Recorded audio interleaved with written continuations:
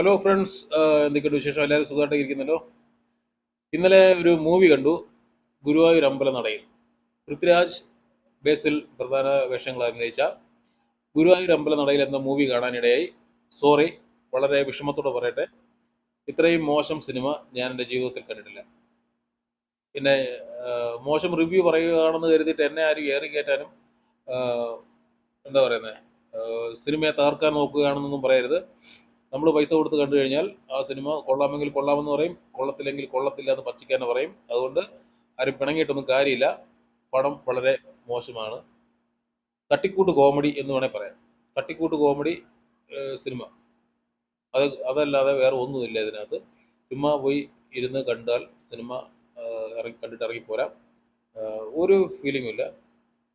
ഗുരുവായൂർ അമ്പലനടയിൽ എന്ന പേര് കേട്ടപ്പം നല്ല പാട്ട് കാണും, നല്ല ഒരു സ്റ്റോറിയൊക്കെ ആയിരിക്കുന്ന രീതിയാണ് കാണാൻ പോയത്.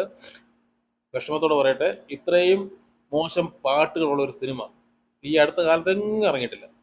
വളരെ മോശം പാട്ടുകൾ. പാട്ട് ഉണ്ടോയെന്ന് പോലും ചോദിച്ചു കഴിഞ്ഞാൽ പോലും പാട്ടിനകത്ത് ഉണ്ടോയെന്ന് പോലും എനിക്ക് അറിയാൻ വയ്യ. കാരണം പാട്ട് കേട്ട ഒരു ഫീലിങ്ങേ ആ സിനിമ കണ്ടിട്ട് തോന്നിയിട്ടില്ല. പിന്നെ പിന്നെയെന്ന് പറഞ്ഞാൽ, ഇത്രയും നല്ല നടീനടന്മാർ, ഇഷ്ടംപോലെ നടീനടന്മാരെ എടുത്തിട്ടുണ്ട്. ബൈജു, ജഗദീഷ്, ബേസിൽ, പൃഥ്വിരാജ്, അങ്ങനെ എടുത്തു പറയാവുന്ന കഴിവുള്ള ഇഷ്ടംപോലെ നടീനടന്മാരെ ഇട്ടിട്ട് ഇത്രയും മോശം സിനിമ സംവിധാനം ചെയ്തല്ലോ എൻ്റെ പൊന്നു ചേട്ടാ എന്നേ എനിക്ക് തോന്നുന്നു. ഇത്രയും നല്ല ബാനറിൽ ഇതുപോലൊരു മോശം സിനിമ എടുക്കാൻ എങ്ങനെ സാധിക്കുന്നതാവും ഇതിനൊക്കെ? പിന്നെ സിനിമ കാണാൻ പോയതിൻ്റെ മെയിൻ കാര്യം എന്താണെന്ന് വെച്ചാൽ, യൂട്യൂബിലൊക്കെ നമ്മുടെ തിയേറ്റർ റിവ്യൂ കണ്ടായിരുന്നു. റിവ്യൂവിൽ പറയുന്നത് അടിപൊളി സിനിമയാണ്, മാറ്റാണ്, മറിച്ചാണ്, ഇളക്കി മറിക്കും, ടർബോക്ക് വെല്ലുവിളിയാവുമോ, അത് വേറെ ജോണറല്ലേ, അതല്ല, രണ്ടും കട്ടക്കട്ടയ്ക്ക് നിൽക്കുന്നൊക്കെ പറയുന്നത് കേട്ടിട്ടാണ് പോയത്. പക്ഷേ തിയേറ്റർ റിവ്യൂവിനകത്ത് ആറട്ടെണ്ണം മാത്രം കറക്റ്റ് റിവ്യൂ പറഞ്ഞിട്ട്, ആറട്ടെണ്ണം പറഞ്ഞാൽ എനിക്ക് ഇഷ്ടപ്പെട്ടില്ല എന്ന് പറഞ്ഞു. പക്ഷേ പുള്ളിയുടെ റിവ്യൂ കൂടുതൽ കാണിച്ചില്ല അതിനകത്ത്. പക്ഷേ പുള്ളി കറക്റ്റായിട്ട് തന്നെ അതിൻ്റെ റിവ്യൂ പറഞ്ഞു. പുള്ളിയുടെ റിവ്യൂ ഓക്കെ ആയിരുന്നു. അത് കേട്ടാൽ മതിയായിരുന്നു എന്ന് തോന്നുന്നു.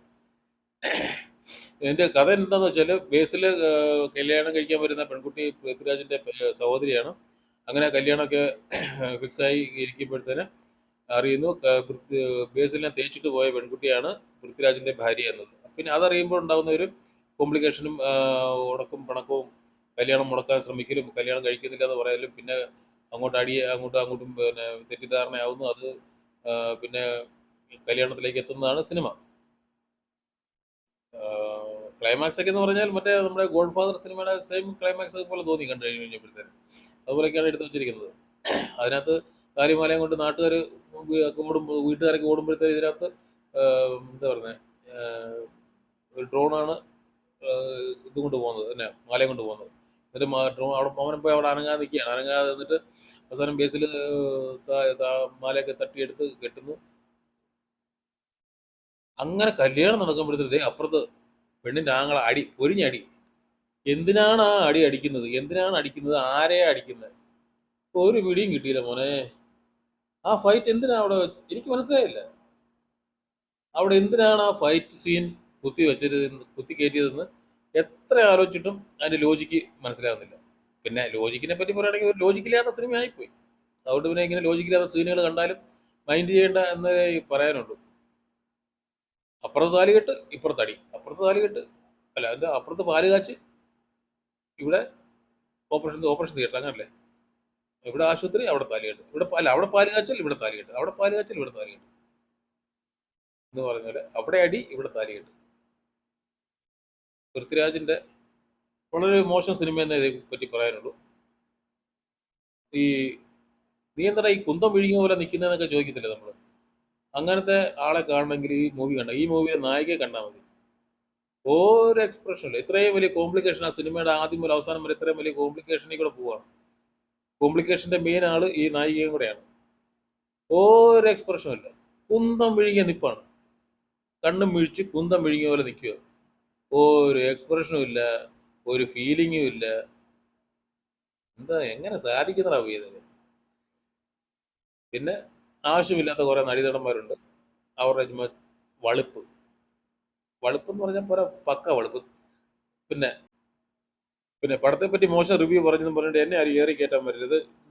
സത്യസന്ധമായിട്ട് ഉള്ള അഭിപ്രായമാണ് ഞാൻ പറഞ്ഞത്.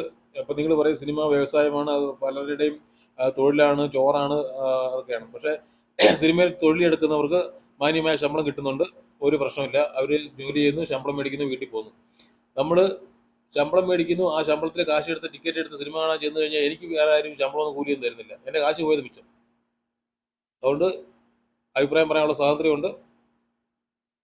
അതുകൊണ്ട് പറയാണ്, ദൈവത്തെ ഓർത്ത് ഇങ്ങനത്തെ സിനിമ ചെയ്യരുതേ എന്ന് ആഗ്രഹിക്കുകയാണ്. അല്ല, ആഗ്രഹിച്ചാലും ചെയ്താലും കാണാൻ പോകരുതേ എന്ന് ആഗ്രഹിക്കുകയാണ്. ഓക്കെ.